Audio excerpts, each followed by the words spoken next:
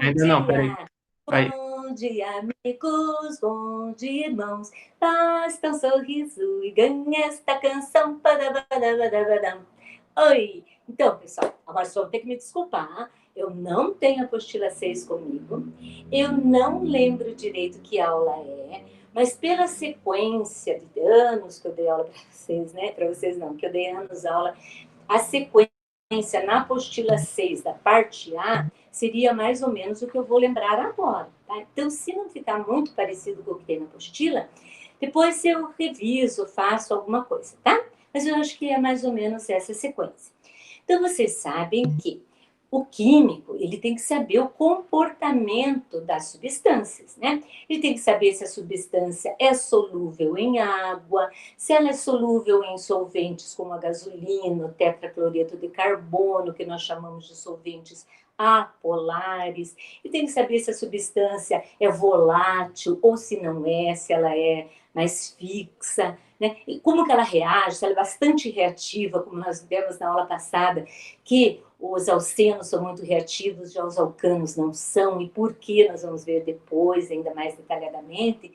Mas o químico, enfim, tem que conhecer as propriedades das substâncias para poder analisá-las e saber como é que ele vai usá-las nas reações. E as reações acontecem também independente da ação do químico, né? Nós só podemos manipular as reações no laboratório, porque elas acontecem por aí sem a gente, muitas vezes, a gente não pode interferir, né? Podemos, assim, evitar, claro, poluição, essas coisas, etc., mas as reações acontecem naturalmente. Bem, gente, então, nas aulas anteriores da parte A, nós paramos lá na geometria molecular. E hoje nós vamos estudar polaridade das moléculas, tá? Polaridade das substâncias. E é importante no estudo da polaridade nós termos na nossa cabecinha uma máxima que diz assim: semelhante dissolve semelhante. Ou seja, compostos classificados como compostos polares dissolvem compostos polares. E compostos apolares, como por exemplo a gasolina, a benzina, né, dissolve compostos apolares. Por exemplo, se você tem uma graxa, né? Putz, você lá não tem terno, não tem dinheiro para comprar terno, tinha que ir lá numa festa, então você alugou lá na Masília ou outro qualquer, não posso fazer propaganda, né? Um terno bonitão, tá? E daí no casamento, assim, é meio displicente, se o cara vai cortar aquela pedação de costela lá e bota graxa lá, e vai graxa no vestido da menininha bem bonito, ou no terno do cara. Putz, e agora? Ele vai lá lavar com água. Adianta? A, a graxa sai com água? Vocês já devem ter tido essa experiência. Não sai com água. Por quê? Porque a graxa, ou a gordura, ela é uma substância apolar. E a água é polar. Portanto, eles não se dissolvem, eles não têm empatia nenhuma. Um não quer saber do outro e não adianta. Né? Por exemplo, se eu for lavar um prato todo embanhado lá, com água só, não adianta ter que colocar o sabãozinho lá, né, um detergente para a gente ter uma limpeza eficaz. Então é isso que nós vamos aprender hoje, tá? Polaridade das moléculas. Se elas são polares ou apolares, isso é extremamente importante dentro de toda a química e também para a aula que vem depois, que eu acho que são as ligações intermoleculares. Bem, mas para que vocês possam saber se a molécula é polar ou apolar, vocês têm que saber geometria molecular, que foi o assunto na nossa última aula, que eu vou dar uma pequena revisada. Então, nós vimos lá que quando eu tenho dois átomos numa molécula, né, nós temos sempre a geometria linear. Lembram? Quando eu tenho três átomos na molécula, o elemento central. Vou analisar o elemento central, que é aquele que faz o maior número de ligações. Então, se o cara central faz o maior número de ligações, fizer as ligações para ele ficar estável e não sobrar elétrons para ele, nenhum, ele gastar todos os elétrons que ele tem como carbono, sempre gastam todos os elementos da família 4A, precisam de 4 elétrons para obter a sua estabilidade, né? Então, eles vão formar uma molécula o quê? Linear. Não sobra elétrons para o elemento central. Então, com dois átomos, átomos. Com 3 átomos, a molécula pode ser linear, quando não sobra elétrons para o elemento central, ou pode ser o quê? Angular em V, quando sobram elétrons para o elemento central. Só para dar uma lembradinha. Quando a molécula é formada por 4 átomos, nós temos 2 possibilidades também. A molécula pode ser piramidal, pirâmide trigonal, aqui ó, piramidal, tá? Piramidal, ou pode ser trigonal plana, né? Essas 2 possibilidades aqui. E quando a molécula foi formada por 5 átomos, nós temos aquela cruz lá, né? Nós temos, na verdade, a estrutura tetraédrica. Que tetraedro feio que eu fiz, mas é tetraédrica, tá? Sim, assim, assim. Ih, aqui ficou pior ainda. Não, a gente representa sempre em cruz, mas ela é tetraédrica. Não esqueça. 6 átomos nós temos a bipirâmide trigonal, como era, por exemplo, o pentacloreto de fósforo que eu tinha dado, né? E o hexafluoreto de enxofre, se não me engano, que era essa molécula, nós temos a estrutura octaédrica. Mas aqui vai se interessar para nós até 5 átomos, tá? Lembraram lá, então? Se não lembraram, por isso que é bom ter aula gravada, né? Se não lembraram, vão lá e vejam a aula de geometria molecular, importante para a aula que nós vamos dar hoje. O que nós vamos dar hoje mesmo? Se as moléculas são polares, toda molécula polar é solúvel em água, e as moléculas apolares que não são solúveis em água, tá? Então vamos ver lá. Vamos ver agora moléculas formadas por 2 átomos só, né? Vamos dizer lá, por exemplo, tá. E uma coisa importante que eu vou passar para vocês, que é muito bom se vocês gravassem essa sequência de eletronegatividade. Ia favorecer muito, facilitar muito os exercícios de química de vocês. Não só na minha matéria, na matéria da Juliana, para fazer reações químicas, etc. E seria assim, né? Lembra daquele macetinho lá? Fui ontem, só vou mudar um pouquinho, tá? Fui ontem, clube noturno. Vai ser no clube, eu vou pôr clube noturno. Fui ontem, clube noturno, briguei, que era uma atitude bonita, mas enfim, briguei com o Ivo, que saiu correndo pelado. Que bobeira, né? Mas enfim, pra gente gravar então. Fui ontem, clube noturno, briguei com o Ivan que saiu correndo pelado, Quem é mais eletronegativo? Eletronegativo é o cara que gosta de ter elétrons, ele puxa os elétrons numa ligação covalente.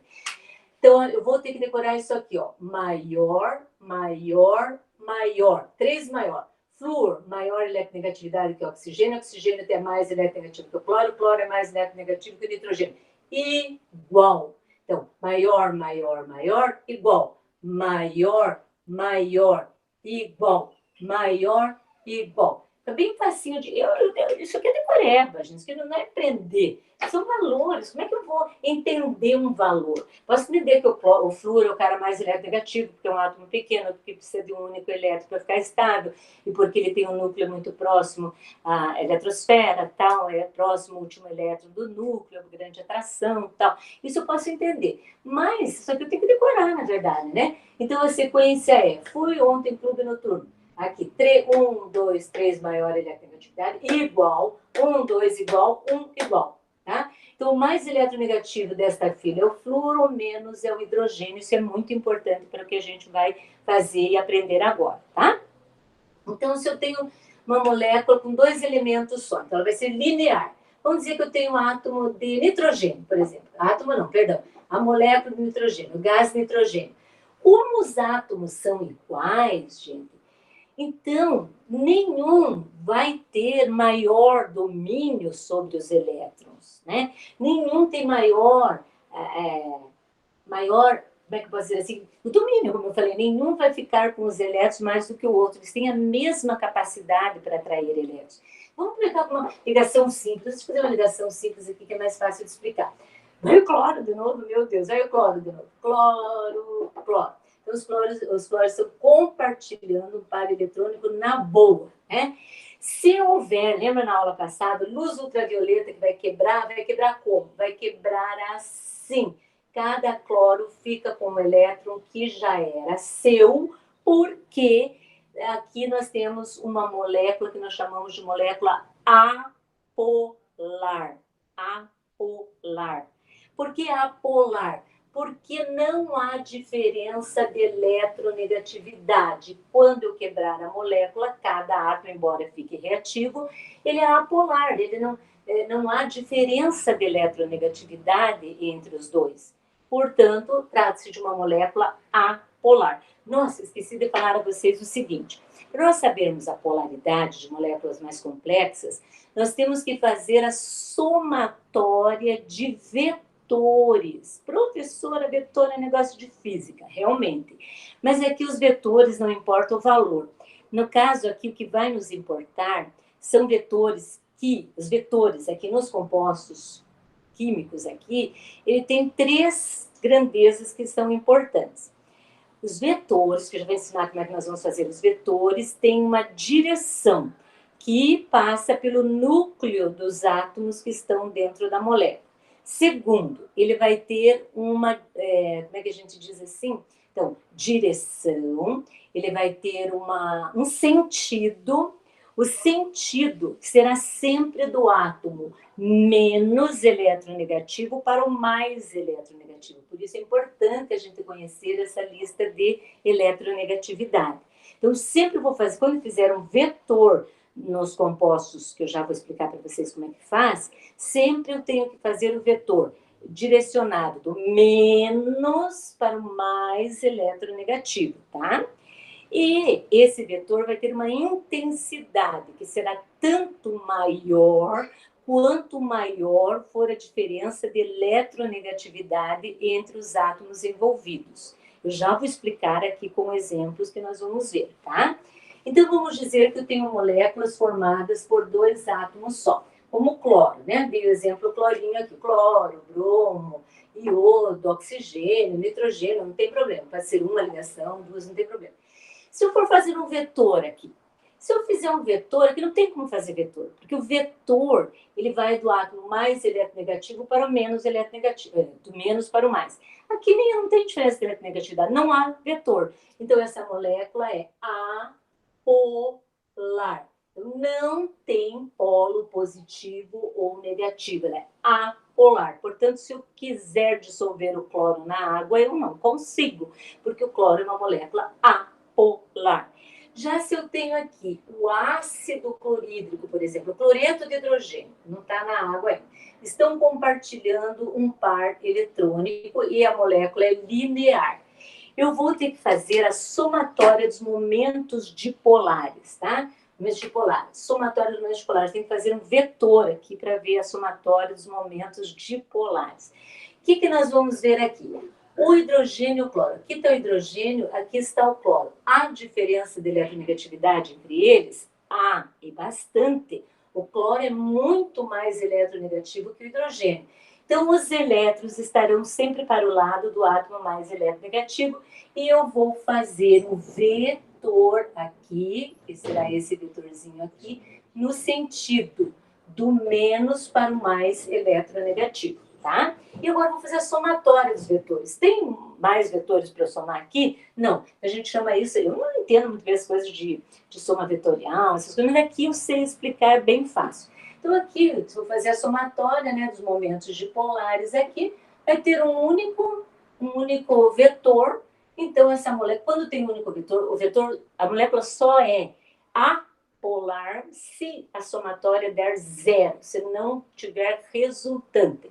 Como aqui tem uma resultante aqui, né? Então, essa molécula de cloreto de hidrogênio, que na água vai se tornar ácido clorídrico, é uma molécula polar. Polar, certo? Então, átomos de igual. Quando tem moléculas assim com 2 elementos só, tem diferença de eletronegatividade? É polar. Não tem diferença de eletronegatividade? É apolar. Enfim, não tem muito o que pensar nisso aqui. 2 átomos iguais estão compartilhando elétrons, pode ser ligações simples, duplas, triplas, né? então eles são apolares. Se for átomos diferentes, é polar e acabou, tá? Muito bem, com 3 átomos agora. Agora, com 3 átomos, nós temos moléculas lineares e moléculas que são angular e V. Vamos pegar a água, por exemplo. Ó, vocês vão ver a água, que vocês já sabem que é polar. A água, vocês também sabem que o elemento central é o oxigênio e que ela tem a forma o quê? Tem a forma angular em V. Então, aqui tá. Agora, vocês vão ver o que é a somatória dos momentos dipolares. Então, beleza, isso que é ligação covalente, tal, estou compartilhando elétrons, e eu vou fazer agora os vetores. Vetor, então, no caso, vai ter o sentido que vai do menos para o mais eletronegativo. O menos eletronegativo é o hidrogênio, isso aqui é um vetor. Por favor, não vamos confundir esse vetor com ligação dativa. Não tem nada a ver, embora a gente também represente ligação dativa por flechinha. E aqui do menos para o mais, e agora nós vamos fazer a somatória dos momentos dipolares. Eu aprendi assim, não sei se lá na apostila está diferente ou não. Então, eu pego essa flechinha aqui, do jeitinho que ela está. Muito bem, aqui. Agora, eu vou pegar esta flechinha, o rabinho dela, do jeito que ela está, tá? Então, o rabinho dela está para lá, né? Então, eu vou pôr, ó, boquinha com rabinho, tá? Pegar essa aqui. Vamos fazer assim também, tanto faz, eu acho, né? Tanto faz como tanto fez, vai dar mesmo. Pega essa aqui, ó. Para lá. Essa aqui, para cá. Pam, pronto. Né? Então, essa seria essa aqui. Eu pego do jeitinho que ela tá. Ó. Pronto, essa aqui do jeitinho que ela tá, emendando sempre rabinho com boquinha aqui, ó. A tromba do elefantinho com o rabinho, né? Da mãezinha dele. Então, forma esse negócio aqui. Qual é a soma dos momentos dipolares? Não importa que valores. Eu não vou trabalhar com valores. Eu quero saber se tem uma resultante ou não. Tem resultante? Tem. A resultante será isso aqui. Você aprende em física, isso aqui. Eu não sei nada de física, que pena, né? Deveria ter sabido, porque eu acho muito legal. Então, tem resultante. Então, a resultante aqui dos momentos dipolares é diferente de zero. A molécula é polar. A molécula é polar, certo? Então, se eu vou fazer essa somatória dos momentos dipolares e ter um resultante, a molécula é polar. Por isso que não importa valores, nada. O que me importa é eu saber fazer as flechinhas para que lado que elas vão e, obrigatoriamente, vou ter que saber a geometria da molécula, senão vai sair tudo errado. Agora, eu quero dióxido de carbono. Vamos ver uma outra molécula angular para vocês verem. Olha, o S, enxofre, é o dióxido de enxofre, que é assim, né? Dióxido de enxofre tem uma ligação dupla aqui e uma ligação dativa com outro oxigênio. Não me importa, que é ligação dativa. O que eu vou fazer aqui? Momentos dipolares, né? Momento dipolar, sempre do átomo menos para o mais eletronegativo. Então, são assim. Pega essa flechinha aqui para cá. Pega essa flechinha aqui para cá. Pronto. Tem resultante? Tem. Tem resultante? Então, o dióxido de enxofre é uma molécula polar. Por quê? A somatória dos momentos dipolares é diferente de zero. Tem uma resultante aqui. Beleza? Então, tá bom. Então, agora vamos ver um outro exemplo de uma molécula muito importante, que é o dióxido de carbono. Dióxido de carbono, ácido carbono... que é ácido carbono? Dióxido de carbono, ácido... O que é? Dióxido de carbono, CO2, né? Dióxido de carbono, o que mais que é? Ácido, né? Ácido, gás carbônico, anidrido carbônico, que nós sabemos que é uma molécula também constituída por 3 elementos e que é linear. Não esqueçam, tá? Então, aqui eu tenho o dióxido de carbono, que é linear. E nós vamos fazer os momentos dipolares, do menos para o mais eletronegativo. Ó, quem que é menos eletronegativo? Carbono. E o oxigênio é mais eletronegativo. Olha o carboninho onde está, né? O carbono está aqui, aqui, e o oxigênio está lá. Então, vai ter um vetor aqui e um vetor para cá, de sentidos opostos, com a mesma intensidade. Professor, valores não importam. Nesse caso, importa, né? Porque se um desses fosse mais forte que o outro, ele venceria. Mas aqui a diferença de eletronegatividade é a mesma. A diferença de eletronegatividade entre carbono e oxigênio é a mesma. Então, eu teria aqui um vetor para cá e um vetor para cá, com a mesma intensidade, devido que a diferença de eletronegatividade entre os dois é igual. Portanto, a somatória dos momentos dipolares, nesse caso, é igual a zero. Não há resultante. E se não há resultante, né? Se não há resultante, o que nós temos aqui? Uma molécula apolar. Então, neste caso, por favor, gravem bem, o dióxido de carbono é apolar, portanto, não é solúvel em água, mas será solúvel em compostos apolares, como a gasolina, como o éter, a acetona, que são mais curtas. Não sei por que esses compostos são polares ou apolares, mais tarde, quando nós estivermos de novo na química orgânica. Vamos ver agora moléculas com 4 átomos, e nós já sabemos que podem ter 2 estruturas ou 2 geometrias. Vamos dizer amônia, NH3. O elemento central é o nitrogênio, os hidrogênios estarão aqui, aqui, aqui. Ela é piramidal, porque ela tem, o nitrogênio tem 5 elétrons na camada de valência, utiliza 3 para fazer ligações e ficará com um par eletrônico, então, disponível. E a estrutura será piramidal. Já vimos isso na última aula, por favor, olhem lá. Na última aula, não. Na última aula da apostila 5, né? Então, agora, pessoal, vamos fazer lá os vetores. É gostoso fazer vetor da onde? Do menos para o mais eletronegativo. Olha o hidrogênio aqui, olha o nitrogênio lá. Quem é mais eletronegativo? O nitrogênio. Então, a gente vai fazer flechinha para lá e para lá. E agora a gente vai fazer a somatória dos momentos dipolares. Fazer as flechinhas. Nunca sei se eu faço certo, mas sempre dá certo, tá? Pegamos essa aqui primeiro. Vamos pôr, é para cá. E pegamos essa aqui, rabinho com pra cá. E essa aqui, pra lá. O que eu noto aqui? Não fechou. Nós teremos uma resultante aqui. Então, a somatória dos momentos dipolares é diferente de zero. E a amônia é uma molécula polar, tá? Porque a somatória dos momentos dipolares é diferente de zero. Vocês devem ter aprendido isso aí, pessoal, lá no primeiro ano, né? Com o prof, como é mesmo o nome do prof? Eu esqueci, eu gostava dele, é muito legal, muito bom prof, só que eu fugiu da minha cabeça, credo. Bem, com 4 átomos, nós também podemos ter como aqui, ó, CS dupla O, aqui, ó, O e O. Nós temos aqui o trióxido de enxofre, que é trigonal, trigonal mesmo, né? Por que trigonal? Porque o elemento central gastou todos os seus elétrons para obter a sua estabilidade, né? Ele fez uma ligação dupla com o oxigênio, como ele tem 6 elétrons, ele também tem 6, aqui estava legal, e ele deu uma ligação dativa, forneceu uma ligação dativa para cada oxigênio. Vamos fazer as flechinhas? Quem é mais negativo? O enxofre está aqui, e o nosso amiguinho o oxigênio, que é o segundo mais eletronegativo, só perde para o flúor, está lá. Então, aonde que vão as flechinhas? As flechinhas vão do menos para o mais. Flecha para cá, flecha para cá. Isso aqui são os vetores. Vamos fazer a soma desses vetores agora. Vou pegar esse aqui para lá, daí esse aqui para cá, e esse aqui para cá. Olha aqui, ó. Fechou. Porque todos têm a mesma intensidade, se tivessem valores. Esse valeria, por exemplo, só chutando, 5, esse também valeria 5, esse valeria 5. Por quê? Porque a diferença de eletronegatividade é igual.